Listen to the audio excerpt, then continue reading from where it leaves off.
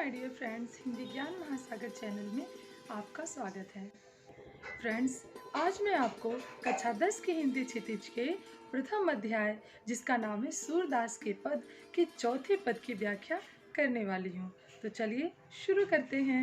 व्याख्या जानने से पहले चलिए सबसे पहले हम लोग पंक्तियाँ पढ़ लेते हैं।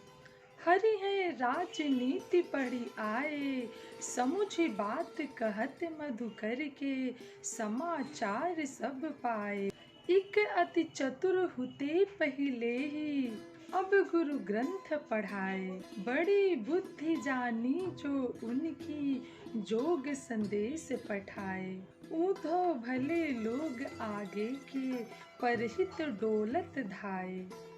अब अपने मन फेर पाई हो, चलत जुहुते चुराए। ते क्यों अनीति करे आपुन, जे और अनीति छुड़ाए। राज धर्म तो यह सूर, जो प्रजा न जाहि सताए। सबसे पहले आप संदर्भ लिखेंगे और उसमें होगा कि प्रस्तुत पद्यांश हमारी पाठ्य पुस्तक क्षितिज के प्रथम अध्याय जिसका नाम है सूरदास के पद। फ्रेंड्स, आज मैं आपको चौथे पद की व्याख्या बताने वाली हूँ। महाकवि सूरदास द्वारा रचित सूर सागर के अंतर्गत भ्रमर गीत में उद्धव संदेश नामक खंड से उद्गृत है। आपकी दूसरी हेडिंग होगी प्रसंग। प्रसंग में आप लिखेंगे, उद्धव गोपियों को निर्गुण उपासना का ज्ञान देते हैं, तो गोपियों को यह योग संदेश भगवान श्री कृष्ण द्वारा किया गया बहुत ज्यादा अन्याय और अत्याचार लगता है। वे कृष्ण को राजनीति का पंडित बताती हैं, जिन्हें यह अनीति शोभा नहीं देता। एक गोपी अपनी एक सखी से कहती है, क्या कहती है, आइए हम लोग व्याख्या के माध्यम से जानते हैं। तो हमारी पहली पंक्ति है, हरि है राजनीति पढ़ी आए। तो गोपी सखी से कहती है कि हे सखी, अब कृष्ण राजनीति शास्त्र में पूर्णतः दक्ष हो गए हैं। वे पूर्ण राजनीतिज्ञ बन गए हैं, इसलिए वे प्रेम संबंधी बातों में भी छल कपट से काम ले रहे हैं। समझी बात कहत मधुकर के, समाचार सब पाए। गोपियां आगे कहती हैं, भ्रमर रूपी उद्धव ने जो ज्ञान योग से संबंधित बातें बताई हैं, क्या वे तुम्हारी समझ में आई हैं? क्या इन बातों से कृष्ण का कोई समाचार जान पाई हो? कृष्ण तो पहले से ही बड़े चालाक थे, जिन्होंने हम सबको अपने कपट युक्त प्रेम जाल में फंसा लिया है और हमें यहाँ तड़पता छोड़ स्वयं मथुरा चले गए।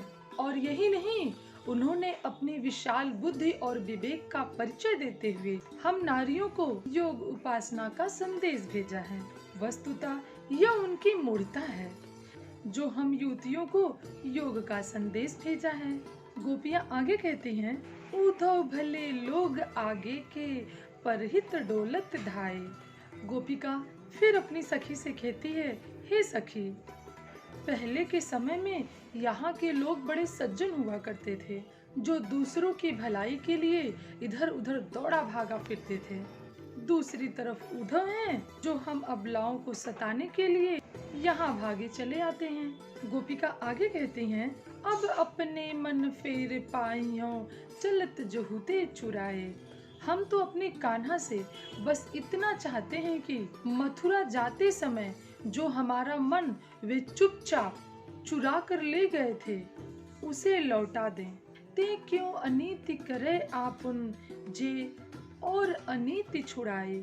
गोपिका आगे कहती हैं, किंतु उनसे ऐसे नीतिपूर्ण कार्य की अब हमें अपेक्षा नहीं है, जो दूसरों की परंपराओं और नीतियों को छुड़वाने में लगे हैं। वे स्वयं क्यों नहीं न्यायपूर्ण आचरण कर रहे हैं, या फिर जो दूसरों को सुधारने में लगे हुए हैं, वो स्वयं क्यों नहीं न्यायपूर्ण आचरण कर रहे हैं।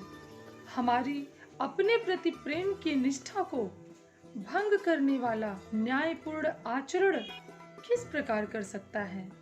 हमारी अपने प्रति प्रेम की निष्ठा को भंग करने वाला हमारे प्रति भला वह न्यायपूर्ण आचरण कैसे कर सकते हैं?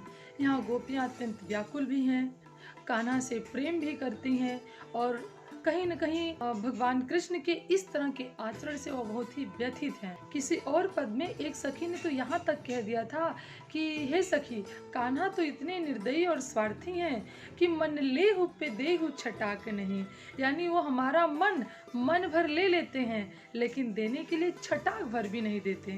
गोपियाँ आगे कहती हैं, राज धर्म तो यह सूर जो प्रजा न जाहि सताए। अब कहीं न कहीं गोपियाँ काफी सख्त हो गई हैं, उद्धव के लिए भी और कान्हा के लिए भी। तो इन पंक्तियों में हम लिख सकते हैं कि सूरदास जी के अनुसार गोपियाँ कहती हैं कि राजा या शासक का धर्म यह होता है कि उसकी प्रजा पर कोई अत्याचार न हो, उसे किसी भी तरह से दुखी न किया जाए। जबकि कान्हा ने अपने स्वार्थ के लिए अर्थात कुब्जा का प्रेम पाने के लिए, फ्रेंड्स कुब्जा भी उनकी एक भक्त थी, तो कहीं न कहीं गोपियों को एक तरह से ईर्ष्या हो रही है कि कहीं ऐसा तो नहीं कि कुब्जा का प्रेम पाने के लिए आपने हमें योग साधना का संदेश भेजा है। तो इसीलिए वो यहाँ पर कुब्जा पर भी इल्ज़ाम लगा रही हैं और गोपियों को ऐसा लग रहा है कि कान्हा ने कुब्जा का भी सुख पाने के लिए हमारे सुख को लूट लिया है और इसीलिए योग साधना का संदेश भेजा है। आइए एक नज़र हम भाव सौंदर्य पर डालते हैं। यहाँ पर गोपियों ने भगवान श्री कृष्ण को अन्यायी, कुटिल, स्वार्थी, राजनीतिज्ञ के रूप में प्रस्तुत किया है। उनका ऐसा कहना है कि राजा का धर्म है प्रजा को सुख पहुँचाया जाए, उन पर अत्याचार न किया जाए। और गोपियों को ऐसा लग रहा है कि कान्हा ने उन्हें योग साधना का संदेश भेजकर उन पर बहुत अत्याचार किया है। शिल्प सौंदर्य सरल, सहज, साहित्यिक ब्रज भाषा का प्रयोग हुआ है। शब्द चयन भावाभिव्यक्ति के अनुरूप है। पद में गीता और संगीत का गुण विद्यमान है। यहाँ कृष्ण और उद्धव पर करारा व्यंग किया गया है।